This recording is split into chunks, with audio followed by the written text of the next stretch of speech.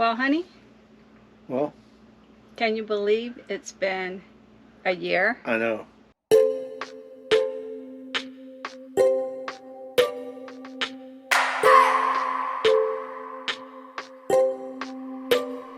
I just wanna hold you. I just wanna look into your eyes and tell you that I want you. You know you make me feel so alive.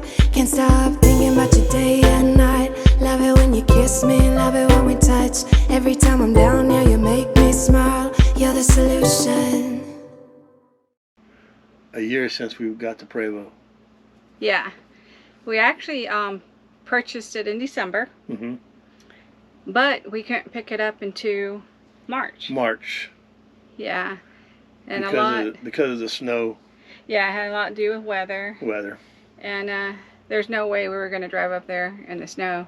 Nope. So, and then we had to figure out the logistics of the stuff that we had in the previous Class A. Yep. Mm-hmm. And to put in this, put in the bus. And of course we also had to downsize quite a bit because we had plenty of storage, you know, in the other rig. Yeah, versus what we have in the bus. Yeah, we had to purge quite a bit. lot. Yeah, we filled up half a dumpster. Yeah, and we did give stuff away too. Yeah. But yeah. So we wanted to discuss, you know, how it's been our first year. Yeah.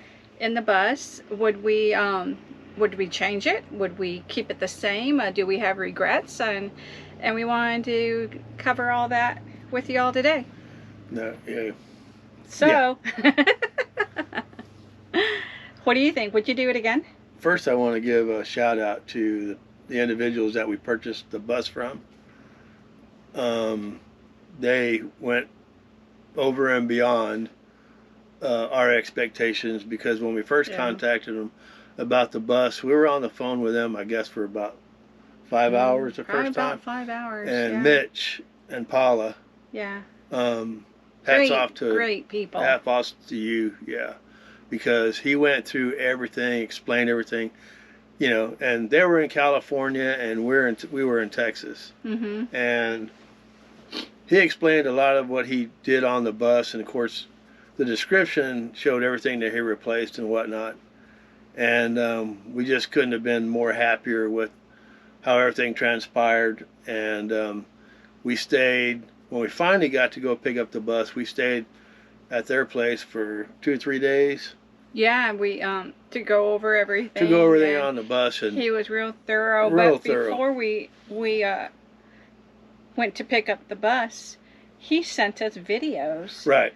And pictures. Right. And just doing it like, because, you know, we weren't there to actually look at it in person. So he did so much detail and was just sending us all this information. And that was such a plus. He didn't have to do that, but we're so thankful for him. Yeah, plus he replaced a lot of parts, gave us extra spare parts. Mm-hmm. I mean, just phenomenal to deal with them. Yeah, and then like Mal was saying, we made it to Weed. Well, first, we asked them if they can store it for us when we purchased it, because, you know, again, we had to wait for weather-wise, and then logistics of how we were going to get everything out of one bus, well, one rig into the other. So, you know, and they did that for us, and they kept it, you know. They stored it for us. Yeah. Is what they did. Yeah. Yeah, which we were so thankful they could do that. Oh, absolutely. You know, and they did it in a way where they had another RV, and they didn't even want to take the bus out and put their RV where it was being stored. So that was just awesome. Yeah, you know, so much care, really did dedication, so much. and love. Yeah. That they put into this Prevost is just beyond words. Yeah. You know. But again, where did we purchase it from? Weed, California. Of all names. Yeah. And we always said, yeah, there's nothing in California we want. Nope. So we don't plan on going in there. Of course, then this came up, and we're glad it was kind of on the edge.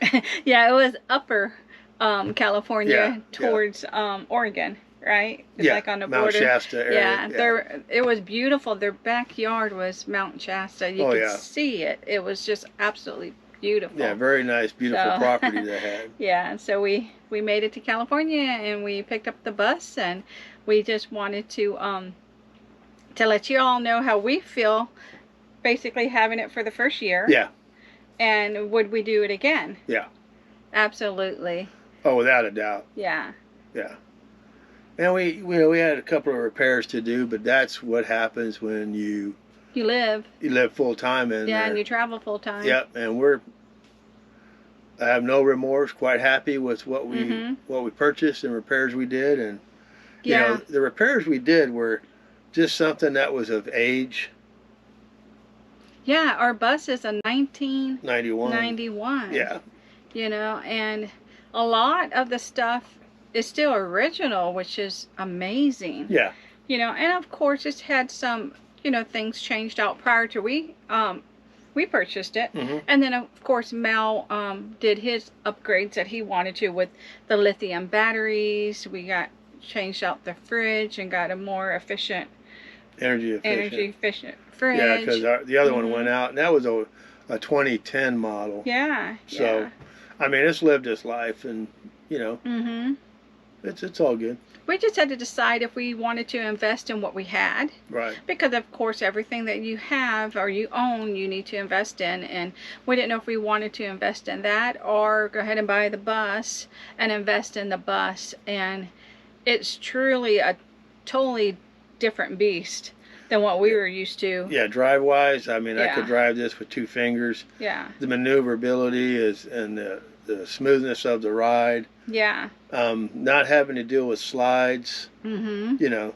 And not having to deal with leveling. As far as we level on airbags, we don't have any landing gear. Right. You know, so it's airbag leveled.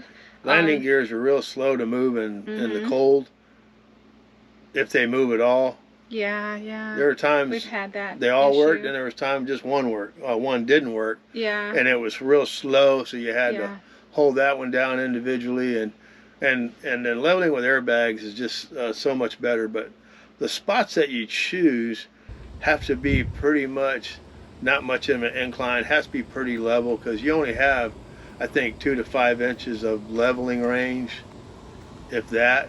And so you got to really find a pretty much level spot. But we haven't had any issues. Yeah, we haven't had any issues leveling it. And when you're inside the bus, you don't even feel where it moves, you know, like our other rigs that we were used to. It's really solid. There's been so many times that we don't even know when somebody pulls up next to us.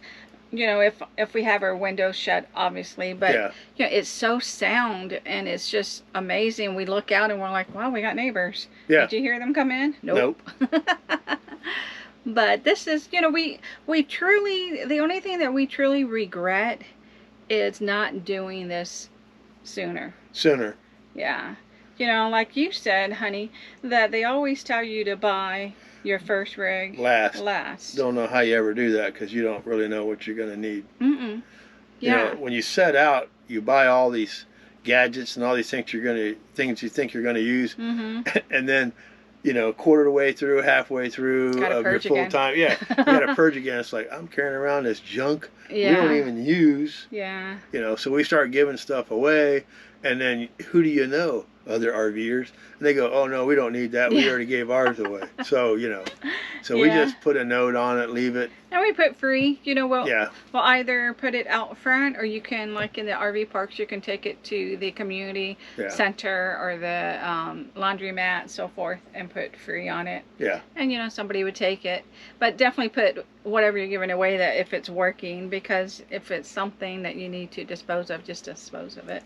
So we even tried the office too. We even asked them if they want anything. Yeah, and the office said, no, take it down to rec center or laundry room and just put a little note on it that says free. And I said, well, I guess we'll put a note on it saying still working too, because we don't want to put junk up there, you know. Well, you're not going to write junk. No, but I'm just saying, you know, you don't want people having to plug it. Our junk. Take it. Get rid of junk. Please take free. You know? We don't want to do that. So, If you're hearing anything, that's our new Joy.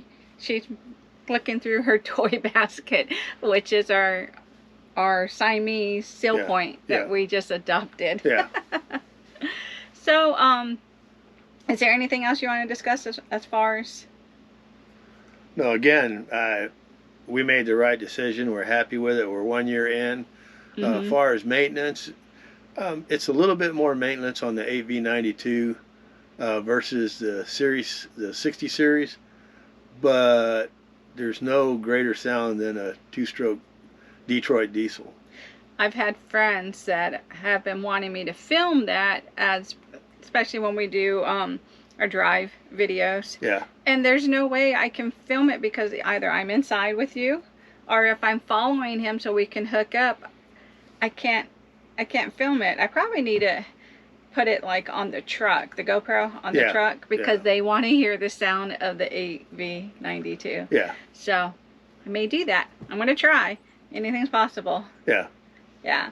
But other than that, you know, we've enjoyed it. It's been such a dream. You know, it's been a big game changer. Yeah. And like I was saying earlier, you know, it's absolutely different than what we were used to, and just the logistics of it.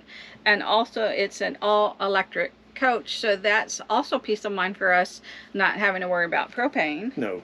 You know, and also not, as far as the slides, not worrying about any slides. There's so many pluses to it, and we would definitely do it again. Yeah.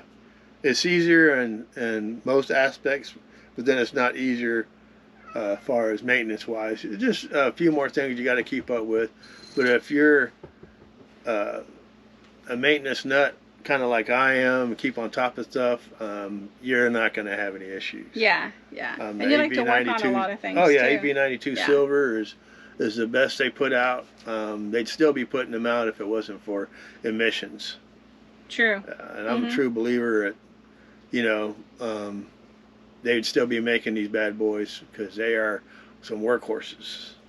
She wants to go. Oh yeah. Now we may take off slow, but she wants to go. She only weighs how much? Around 42,000 pounds. That's all. Yeah. We won't be coming in hot anytime soon. Yeah, but the fastest we go is 62 miles an hour. I set the cruise, and that's it. You know, we're towing the truck behind there. I don't want to go any faster than 65 anyway. And so 62 is a good, smooth spot for us, and we just set it on cruise, and, you know, that's it. And that's it. We get to our destination. Yeah. I mean, we get there when we get there, and we try to stay in the slow lane, try to stay out of people's way, you know, and, you know, sometimes you get in one lanes and people want to have a tendency and, you know, want to pass around you, and I get it. It's all good, but, you know, for the most part, 62 miles an hour, and we're good to go. And we're enjoying it. Like they say, living the dream. Living the dream, yeah. One life, live it. Absolutely. And we're living it. Yep. And we're living it in the Prevost, and that we should have bought in the first place. I know. You live and learn. Yeah. Well, we appreciate y'all watching. And if you would, please like, comment, subscribe, share us out.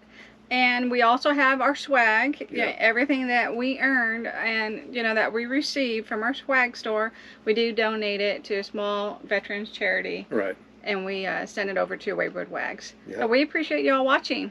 And that's all, folks. That's all, folks. Bye. Bye. I just want to hold you. I just want to look into your eyes and tell you that I want you. You know you make me feel so alive. Can't stop thinking about you day and night. Love it when you kiss me, love it when we touch. Every time I'm down here, you make me smile. You're the solution.